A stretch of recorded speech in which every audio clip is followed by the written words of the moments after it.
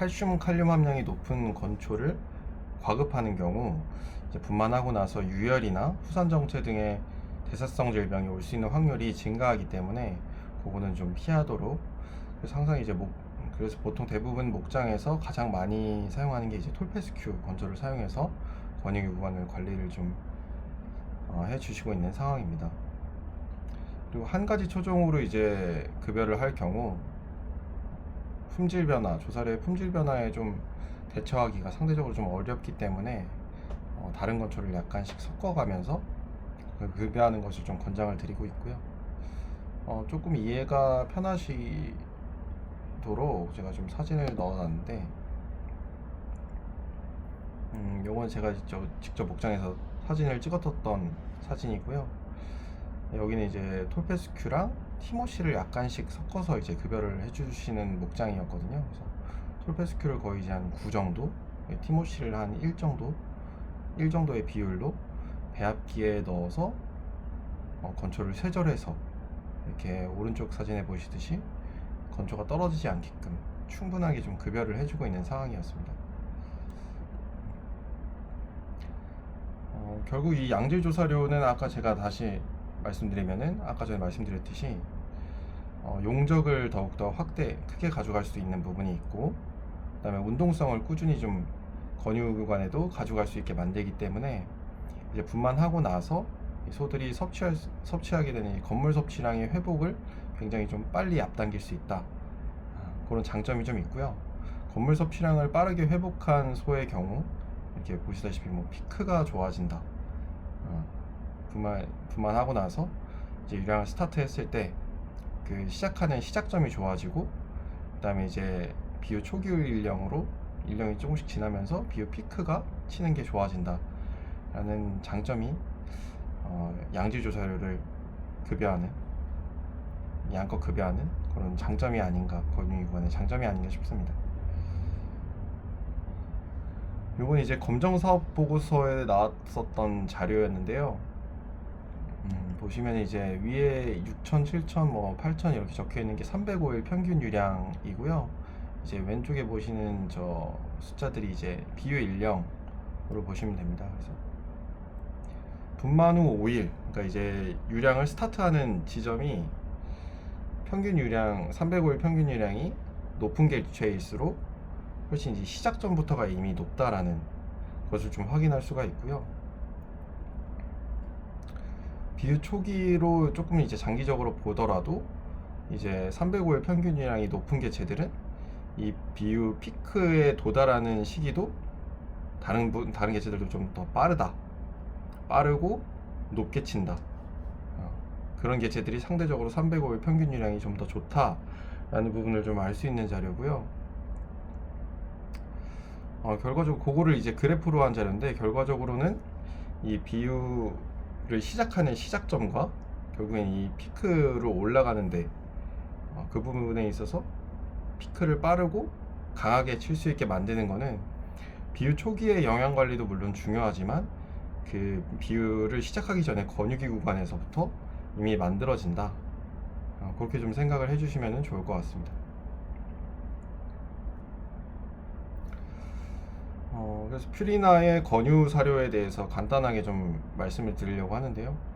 우선 조단백은 15.5% 이상으로 설계가 되어 있고 TDN은 71% 이상으로 설계가 좀 되어 있는 제품입니다.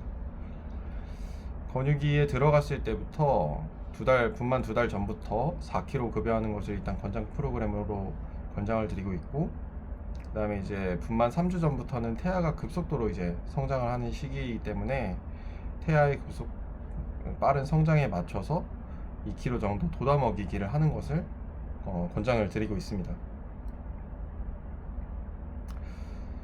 저희 퓨리나 네오텍 권유의 특장점에 대해서 한 가지만 뽑자고 하면은 일단 특수 비타민 처리가 되어 있다 라는 부분일 것 같아요.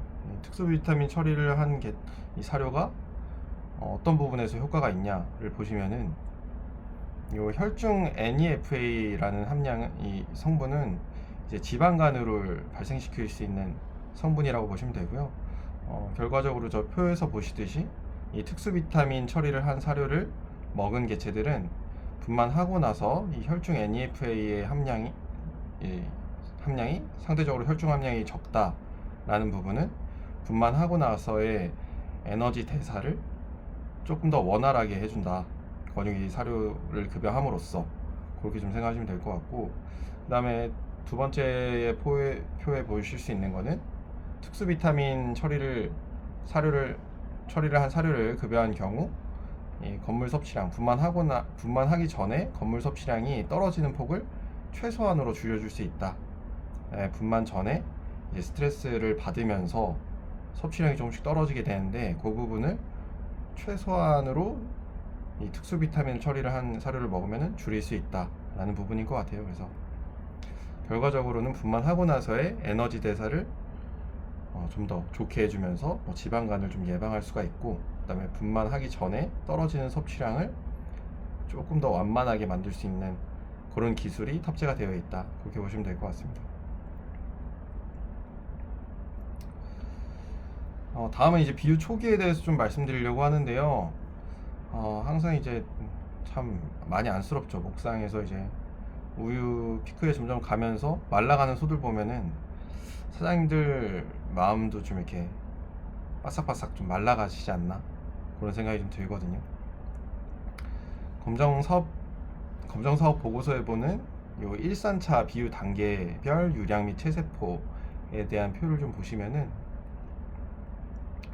이 비유 초기 구간이 유량이 가장 급속도로 이 늘어나는 경사폰이 가장 좀 가파른 것을 좀 확인하실 수가 있는데, 그만큼 이 60일 만에 유량 증가폭이 10kg까지 늘어나다 보니까 이렇게 유량 피크가 빨라지는데 필요한 영양분을 어떻게 좀 채워줄 거냐, 그런 부분에서 비유 초기에 영양 관리가 어떻게 들어갈 거냐에 대한 부분이 중요해질 수밖에 없는 거죠. 그리고 결국엔 이렇게 유생산이 증가되면서 말라가는 소들의 영양을 어떻게 채워줄 건가에 대한 부분이 항상 이제 과제로 좀 남아있는 상황입니다. 이제 보통 소들이 언제 가장 많이 쓰러질까요 하면은 이제 분만하고 나서 직전에 쓰러질 거다라는 부분은 많이들 아실 것 같아요. 그래서 많이들 아시는데, 이제 14개월령 이상부터 40개월령까지 이제 폐사 두수를 좀 개월령별로 나눠 본 거예요. 보시면은 항상 이제 최근 5년치 평균이 26개월이 가장 폐사 두수가 높더라고요. 26개월이면은 보통 이제 육성후가 수정이 되고 이제 분만해서 비유 초기에 이제 들어가는 시점이라고 거의 볼 수가 있을 것 같은데, 요때 이제 어떻게 보면은 소들이 가장 많이 쓰러진다는 거는 이 초산후에서도, 비유 초기에서도 이 초산후들의 관리를 어떻게 해줄 거냐, 그 부분이 사실 목장에서의 산차, 결과적으로는 수익성과 밀접한 관계를 좀 가지고 있다라는 부분을 좀 확인할 수가 있습니다. 산차가 늘어날수록 이제 유량이 는다라는 것은 이제 다들 많이 알고 계시죠. 그래서 이건 산차별 305일 평균 유량 그래프고요. 1산차가 이제 9,300kg 정도, 그리고 4산차가 11,200kg 정도, 이렇게 이제 평균 유량이 난다라고 보고요. 그러면 이 산차별로 요거를 이제 305일로 나눠 봤을 때 1산차는 결국에 1일 유량이 한 30kg 정도 나는 개체라는 거고, 4산차는 305일로 나눴을 때 한 37kg가 난다라는 좀 결과를 얻을 수가 있더라고요. 그래서 결과적으로는 생산성에 집중하고 영양관리 당연히 또 중요한 부분이기도 하고, 그리고 소의 건강관리를 어떻게 해주느냐, 그러면서 이제 산차를 늘려나가면은 생산성은 또 자연스럽게 따라온다 라는 부분을 좀 확인할 수가 있습니다. 그래서